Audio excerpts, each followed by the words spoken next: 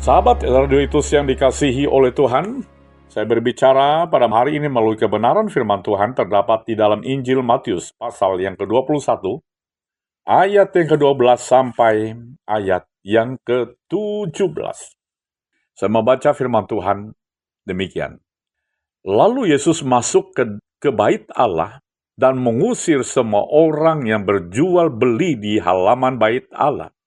Ia membalikkan meja-meja penukar uang dan bangku-bangku pedagang merpati. Dan berkata kepada mereka, ada tertulis, rumahku akan disebut rumah doa. Tetapi kamu menjadikannya sarang penyamun. Maka datanglah orang-orang buta dan orang-orang timpang kepadanya dalam bait Allah itu, dan mereka disembuhkannya. Tetapi ketika imam-imam, para ahli-ahli Taurat melihat mujizat-mujizat yang dibuatnya itu, dan anak-anak yang berseru dalam bait Allah, Hosana bagi anak Daud, hati mereka sangat jengkel.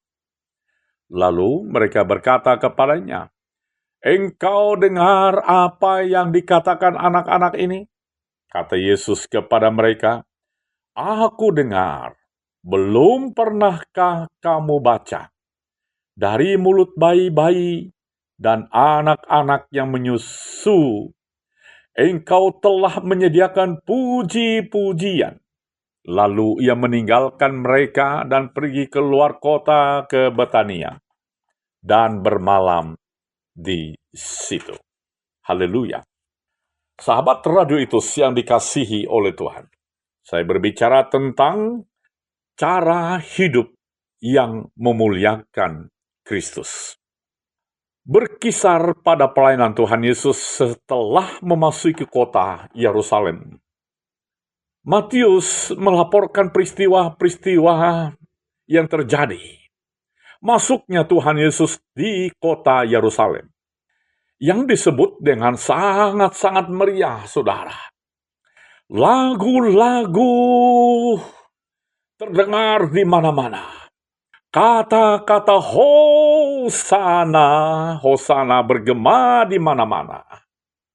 Kalau saya membayangkan itu, mendengar orang berteriak, saudara, dengan lagu-lagu Hosana, Hosana, dikatakan bergema di mana-mana, sepertinya kita sedang merinding mendengar orang memuliakan Yesus dengan kata Hosana.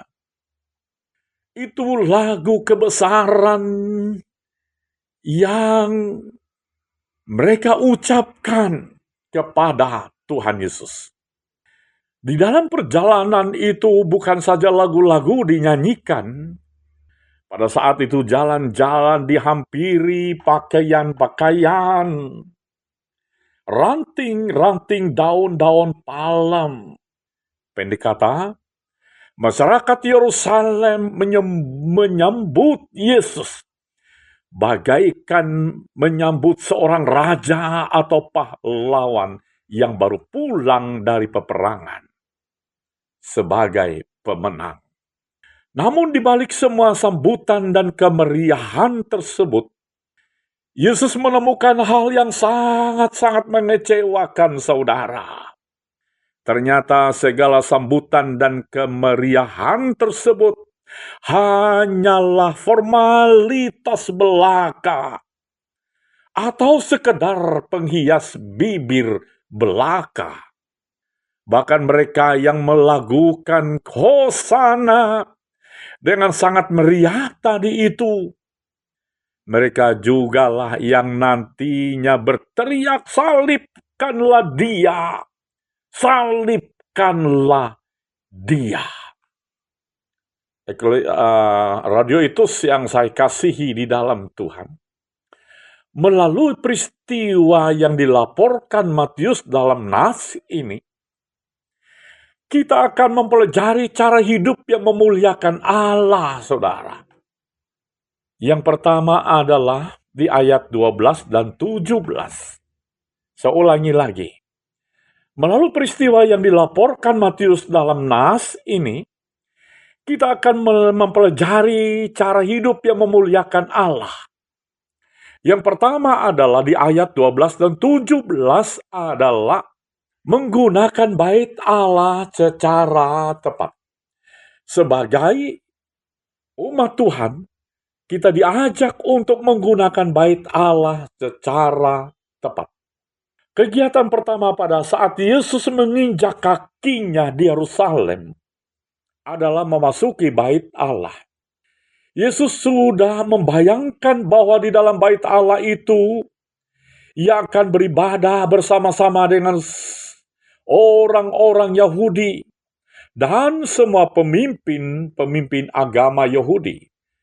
Ia sudah membayangkan perhimpunan yang besar dan akrab serta tertib dan teratur. Namun apa yang terjadi? Yesus sangat-sangat kecewa. Bayangannya tidak terwujud seperti yang diharapkan.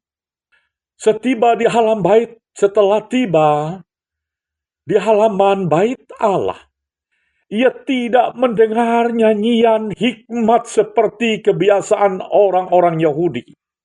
Ia tidak mendengar doa yang dinaikkan ke hadirat Allah. Ia pun tidak menemukan kelompok orang yang beribadah dan menyembah Allah. Sahabat radio itu yang dikasihi oleh Tuhan. Namun yang ditemukannya adalah pasar tempat jual beli dan bangku-bangku tempat penukar uang di dalam bait Allah. Halaman bait Allah telah dialihfungsikan dari tempat beribadat dari orang-orang non-Yahudi menjadi tempat domba, kambing, sapi, merpati, dan orang-orang Yahudi. Lagu-lagu yang merdu dari penyembahan telah diubah menjadi suara kambing, bahkan suara burung merpati, bahkan suara sapi, dan berkicauan burung-burung. Bait Allah telah berubah fungsi dari rumah doa, rumah penyembahan, rumah pendidikan, dan rumah kegiatan sosial menjadi sarang penyamun. Rumah yang tidak layak lagi disebut bait Allah. Betapa pedihnya hati Yesus melihat bait Allah dipergunakan seperti itu. Sahabat terditus yang dikasihi oleh Tuhan, apa relevansinya peristiwa itu bagi kita pada siang hari ini? Perlu kita ketahui bahwa istilah bait Allah itu memiliki 3 makna. Yang pertama adalah bait Allah adalah tempat Allah hadir di tengah-tengah bangsa Israel dalam perjanjian lama. Yang kedua, bait Allah adalah tempat Allah hadir dalam perjanjian baru, yaitu Yesus Kristus. Lalu yang ketiga, bait Allah adalah tempat kediaman Allah dalam zaman gereja, yaitu tubuh orang percaya adalah bait Roh Kudus. Diam di dalamnya adalah Roh Kudus. Ini yang saya maksud bahwa mari kita sebagai umat Tuhan, pergunakanlah bait Allah itu secara tepat. Nah, karena tubuh kita adalah baitnya Allah, diam di dalamnya adalah Roh Kudus. Dengan demikian, dalam konteks kita, yang dimaksud dengan bait Allah itu bukan bangunan, melainkan tubuh setiap orang-orang yang percaya kepadanya. Kalau kita baca dalam 1 Korintus pasal 6 ayat 19, tidak tahukah kamu bahwa tubuhmu adalah bait Roh Kudus, yang di dalamnya kamu adalah Roh Kudus, yang kamu peroleh dari Allah. Sahabat terditus yang dikasih oleh Tuhan, seandainya Tuhan Yesus datang pada hari ini, Ini sebagai penerungan untuk kita pada siang hari ini.